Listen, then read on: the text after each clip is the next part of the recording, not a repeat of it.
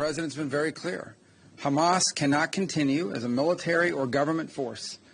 And frankly, as long as it stands as a force that can govern, or as a force that can administer, or as a force that can threaten by use of violence, peace becomes impossible.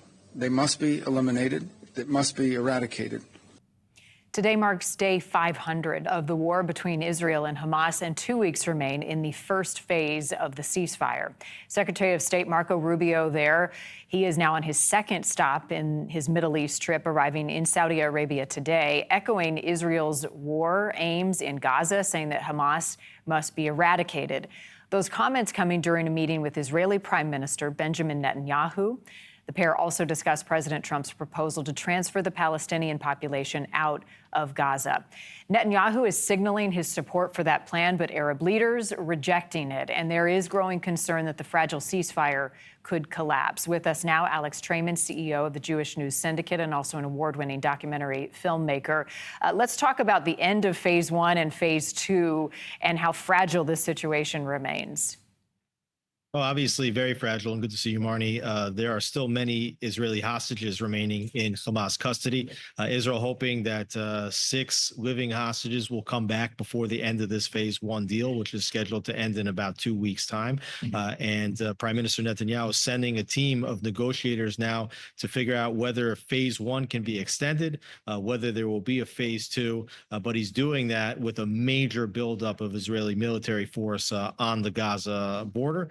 Threatening to go in to Gaza full force if negotiations is not reached. And in another signal of support for Israel, the Trump administration has delivered a shipment, Alex, of 2,000-pound bombs. This was paused by the Biden administration in the last year over concern of civilian casualties in Gaza. What is the significance of this?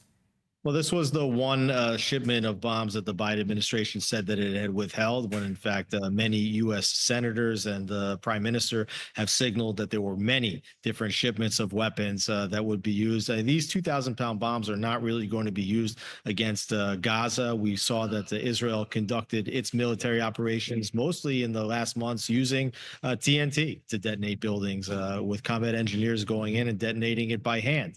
2,000-pound bombs would be very useful as we saw Israel take out the underground bunkers of Hezbollah in Lebanon, as well as possibly for a strike against Iran and its underground nuclear facilities. Prime Minister Netanyahu has signaled support for President Trump's proposal to essentially take all of the Palestinians out of Gaza and transfer them elsewhere to Turkey and to Egypt. Is that still a viable proposal?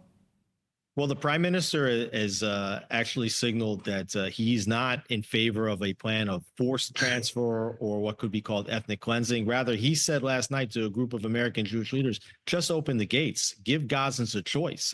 He believes that there are hundreds of thousands of Gazans that would be willing of their own volition to get up and leave the Gaza Strip if there was another option for them. But they've been locked inside the Gaza Strip until now. So while Trump has taken a maximalist approach, calling for all Gazans to leave the Strip, and I don't think that the prime minister would oppose such a plan, but he's saying on the prime minister saying, just open the gates, give people the opportunity to flee the war zone, which should be a basic humanitarian right.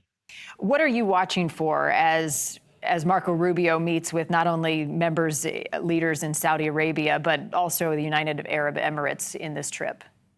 Well, we saw King Abdullah II of Jordan meeting with President Trump last week. He did not look happy. The president said that all of the Gazans would need to leave the Strip. But meanwhile, what Abdullah said is that the Arab leaders would have a summit in the near future where they would present their own plan, which would probably include having them leave the Strip, having a rebuilding of the Strip without them leaving. So the question is, will Marco Rubio, will they accept what they're hearing from these other Arab leaders? And will any of these countries, Jordan, Egypt, Saudi Arabia, Turkey, Qatar, or